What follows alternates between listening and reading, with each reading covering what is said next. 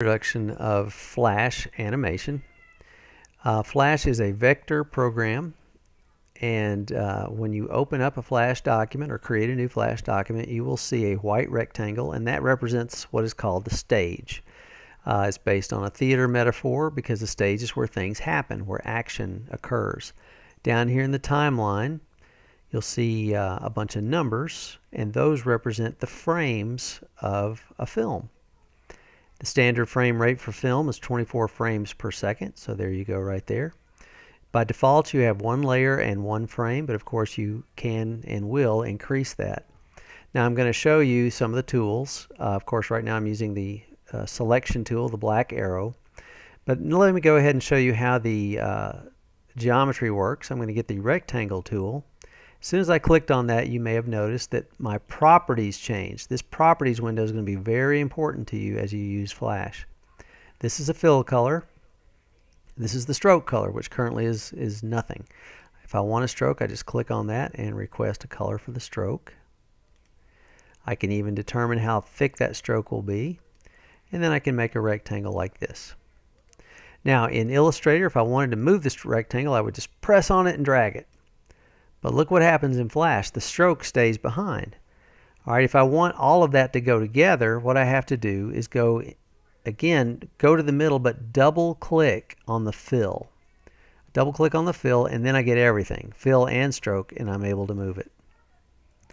If I want just the stroke, watch what happens. If I click only on the stroke one time, I only get one segment. So what I have to do is double click.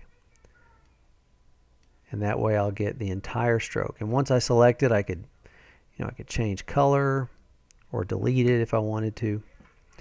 All right, now the way that shapes interact in Flash is different than Illustrator.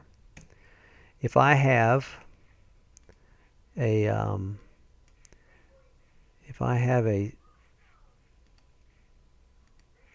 rectangle, and then I create an ellipse of the same color, and maybe an ellipse of another color.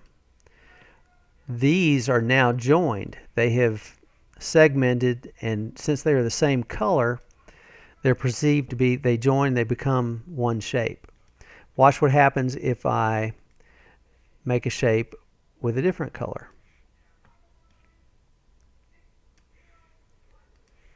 And then try to move this shape. It moves, and look what happened to where it intersected. It cut it. It disappeared. All right, this is called segmenting, and it's very useful in Flash because you can make complex shapes, and you can even subtract from shapes. I'm actually going to get another ellipse and use a different color. It has to be a different color, or the segmenting won't work. It'll add rather than subtract. So if I click on this, I now have a hole, more of a donut kind of a thing. And you don't know that. You can't tell because my background's white. Well, I'll show you how we can be sure that there's actually a hole there. In Flash, you can have more than one layer. I'm going to go down here and ask for a new layer. So I click. My new layer goes above by default. I'm going to press and drag that down to below, and on this layer below I'm going to change my color maybe to a green.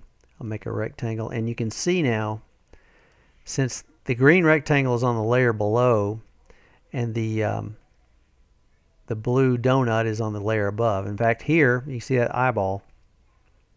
If I hide layer 1, I can see the rectangle. If I hide layer 2, I can see the donut. And see, you can move it around, and they move independently of each other. So if you don't want shapes to interact, one way to keep them from interacting is to put them on separate layers. There is another way to keep shapes from interacting. If I draw in something called object mode, I'm going to get the oval tool down here at the bottom. Every time I select a tool, well, not every time, but most times, the modifiers will change. And with these geometric tools, there's a modifier called object drawing. It's off by default, but if it's clicked gray, and it's on, then when I make an object, it's as if it's been protected, or it's as if it's been grouped. I'm going to make another shape, different color, so we can, and maybe a different stroke.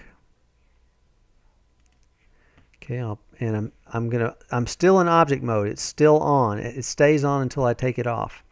Make a shape like this, and just I'll get rid of this other layer so you know there's only one layer. But now what happens? I've made this in object mode, and if I move it, it doesn't interact with the shape below because I used object mode when I made it. Okay, so if you don't want shapes to interact, you make sure that that's on. If you do want them to interact and do segmenting, you turn that off, and that's how segmenting works.